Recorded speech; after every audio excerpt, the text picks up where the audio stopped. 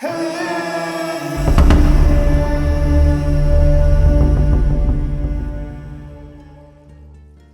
Veil of Questions.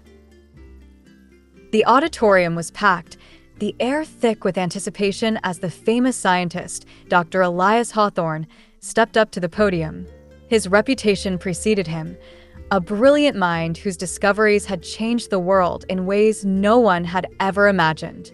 His research on artificial intelligence, quantum physics, and the fabric of reality itself was legendary. As he began his lecture, the audience fell silent, hanging on every word. His voice, calm and measured, wove through complex ideas with such clarity that even the most complicated theories seemed accessible. But there was an underlying tension in the room, something palpable, as if the world outside the auditorium was holding its breath. Everyone in the room knew they were witnessing the brilliance of a mind on the edge of breaking through to something far greater than anyone could comprehend. The lecture went on for hours, delving deep into the nature of the universe, the unseen forces that bind reality, and the unknown possibilities of human advancement. But even as Dr. Hawthorne spoke with such certainty, there was a flicker of doubt in his eyes, a hesitation in the pauses between his words. It was as if he, too, was on the verge of something he had yet to articulate. The crowd remained fixated, unaware of the turmoil that churned within him. It wasn't until the lecture came to an end that the mystery began to unfold. As the crowd rose to their feet in applause, a young man in the back of the room stood still. His name was Gabriel Adler, a quiet, unassuming student of philosophy who had been attending the lecture on a whim. He had no particular interest in science or technology, but there was something about Dr. Hawthorne's speech that had drawn him in, something that unsettled him in ways he couldn't explain. As the applause died down, Gabriel's voice rang out, tentative yet certain. "Dr. Hawthorne, you speak of the unknown and the unexplainable, but I have a question. Is it possible for a person to disappear from reality itself?" The room fell into an eerie silence, and all eyes turned to Gabriel. Dr. Hawthorne, taken aback by the question, paused for a moment. It wasn't the complexity of the question that caught him off guard. It was the weight of it, the implications. It felt as though Gabriel had tapped into something beyond the scientist's own understanding. The audience, too, seemed to hold its breath, waiting for Dr. Hawthorne's response. The renowned scientist had always been able to answer any question with ease, but this question, the idea of a person fading from reality, stirred something deep inside him. After what seemed like an eternity, Dr. Hawthorne slowly nodded, his gaze never leaving Gabriel's. "Every question is important," he said, his voice heavy with meaning. "And learning never stops. Come forward, young man. Let's discuss your question." Gabriel hesitated for a moment, unsure of what to make of the invitation. But something in Dr. Hawthorne's eyes, something both knowing and desperate, compelled him to move forward. He stepped up to the podium, feeling the weight of the moment. As he approached the scientist, he noticed the subtle tremor in the older man's hands, the slight furrow of concern on his brow. Dr. Hawthorne was usually so composed, so in control, yet now he seemed almost afraid.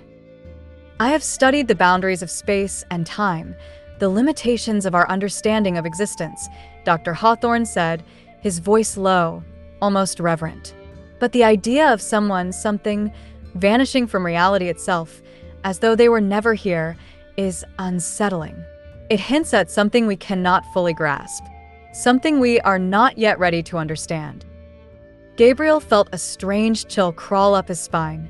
He had only asked the question out of curiosity, but now, standing before Dr. Hawthorne, it felt as though the question was much larger than he had ever imagined. He wasn't sure if the scientist was speaking metaphorically or if there was something more to the answer. But he couldn't shake the feeling that this moment was important. Something would change tonight, whether he understood it or not. Without another word, Dr. Hawthorne stepped back from the podium and gestured for Gabriel to sit at a nearby table. "I have a story," Dr. Hawthorne said, his voice low. "A story that has haunted me for years. Perhaps it will answer your question.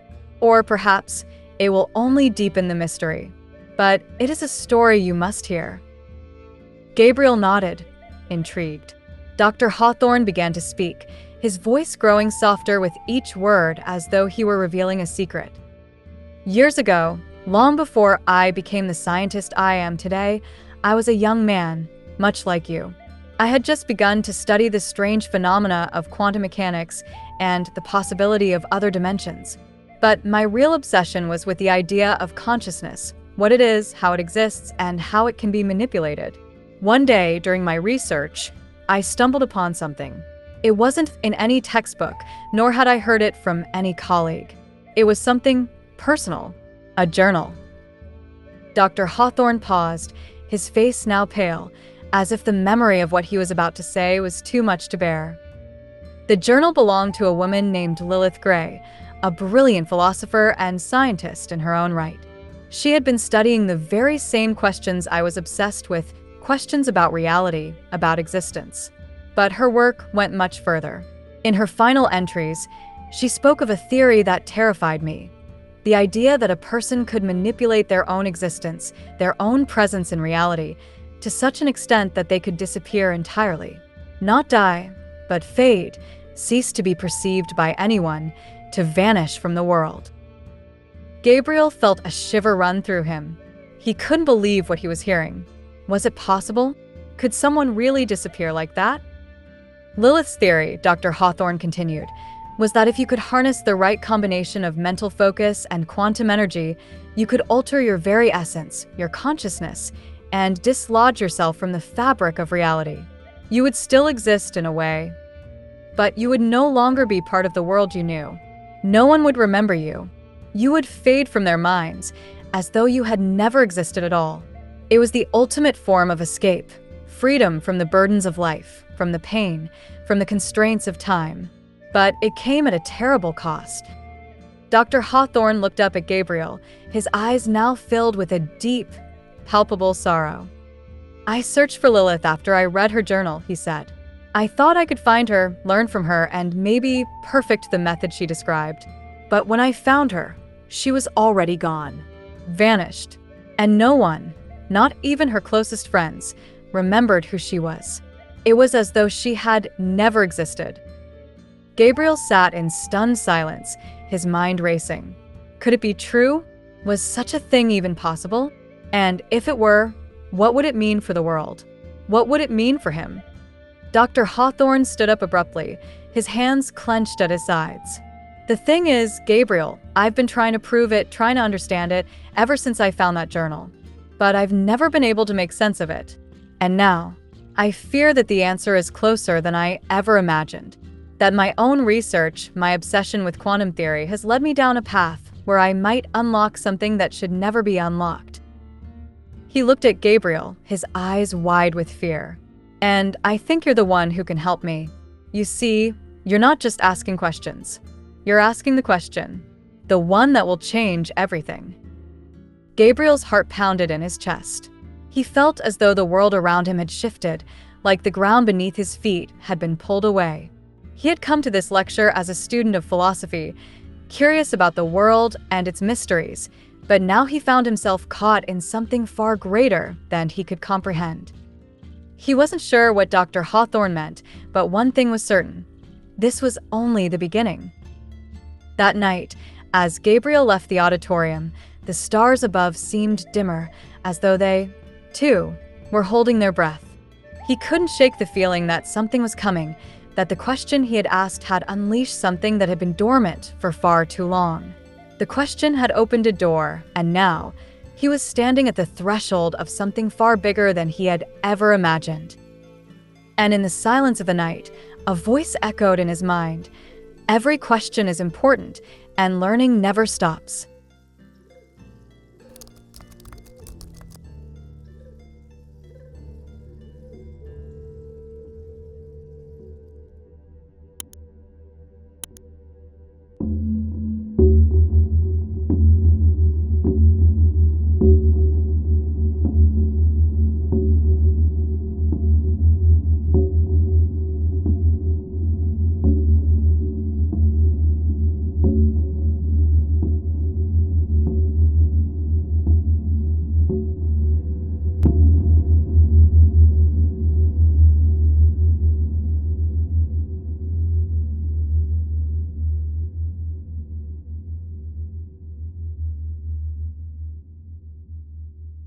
whispering echoes.